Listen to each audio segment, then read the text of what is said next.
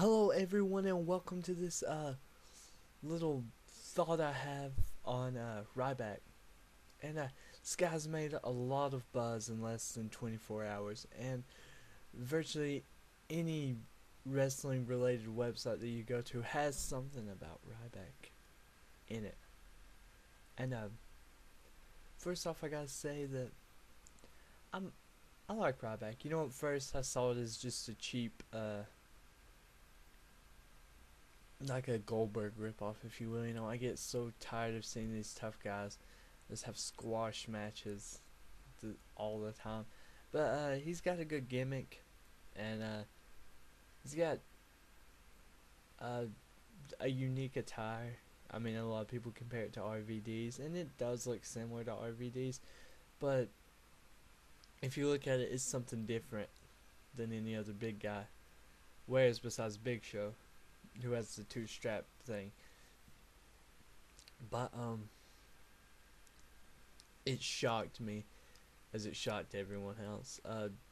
Just Ryback standing there beside Foley, and nobody's not sure yet. Nobody knows if this is just Ryback going to join Heyman and Punk, if this is a Punk versus Ryback match in the making, or what it might be. I've heard a lot of rumors saying that Ryback versus Punk is going to be a backup in case that Cena and Punk can't go at it, but that's kind of hard to believe because there's so other many people that they could put in that position, and there's too many to name right now. But I don't think it's that. I think they're honestly just going to have a good match next week. I'm hoping it's just a match on Raw next week. Miz comes out, causes a disqualification, which allows Ryback to keep his winning streak. But also, they can say that he had a victory over the champion. And that's perfect. I mean, that really, it really helps that guy. And I could get where people say that he's a cheap Goldberg ripoff, but I don't see that at all. I mean, he's so much different. The moves are different. The way he walks to the ring is different. The whole feed me more is different, and I enjoy it. I'm glad that he got his own T-shirt now. It's pretty cool. And I know that he's gotten popular a lot over the past few months. Him and Punk especially. And this might be the little boost that Punk needs also. Because whether you like Punk or not, he had gotten stale for a little bit. Heyman helped him a lot. But the whole there's a change in a revolution. Once you saw hardly any change of revolution, it become, irrelevant to even say something like that. But then Heyman comes along, and Punk's promos this past week were just great. His past promos have been just amazing, and he's reminded me why I like him so much within the past 2 or 3 weeks. Like, it's beyond belief. But the whole respect thing, it got kind of stale. I mean, that's just me. Everybody has their own opinion. But the Ryback, I could see Ryback honestly joining Punk in a way too. Him, Heyman, Lesnar, those 4 guys right there would just be amazing. And I also I could see them having another big man, and there being like a 10-man Survivor Series tag team matchup, just because I think that they need to keep Punk out of the title reign, like with the title shots, until Royal Rumble. If he's going to be the one that faces The Rock at the Rumble, which I really hope is so. But because they can only work so much, and we know Ziggler's going to cash in for the heavyweight title. so he can help SmackDown out.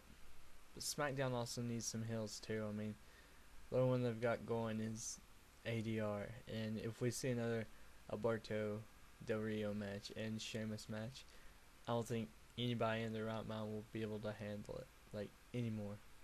They're on Raw, SmackDown, might be on Superstars. I know their promos are always on Superstars, and they're on all the pay-per-views. They do the house shows, and there's just too much of that that's been drained out. And the best thing that WWE has going right now is honestly the Kane and Daniel Bryan and making a stronger tag team division. That is so amazing, and I'm very happy for it. I got tired of just seeing tag team championships being held to just be held, to take up a spot on the card, you know. And you know, in 2009, if you go back and look, the tag team scene wasn't actually all that bad. A lot of main eventers were in it though. You had Edge and Jericho, then Edge got hurt, and then Big Show and Jericho, and DX, and then Miz and Show, and all these main event guys or mid card, very high up mid card guys were in the tag team scene. And after the Hart Dynasty won it,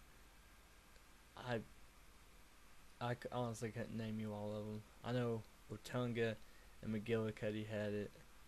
I know Air Boom had it. I know Kingston and Truth, but I'm probably missing a bunch through there too. But that's what's sad is when we can't remember tag team champions. And before that, like the last great time I saw like a tag team was honestly like 2006, 2007. I mean, you had Rated RKO with the titles you had. The Hardys won the titles. Yeah, on Raw after WrestleMania 23, they had the big, I think it was 10 team over the top battle royal, and the Hardys won it from Lance Cade and Trevor Murdoch. Then they had a good feud. But before all that, whenever Jeff came back, you know, they had the Fatal 4-Way tag team ladder match at Armageddon. And there were a lot of good tag teams through there. And I like that they're throwing in the young people too, because tag team champions make main eventers. It takes some time. All great tag teams usually go on to win great singles titles. The only ones that I can't think of are the Dudleys, but they done so much for the tag team. Like, I would honestly consider them possibly the greatest tag team of all time. But yeah, this was supposed to be just on Ryback, but it kind of threw out there. But yeah, that's gonna do it for this video.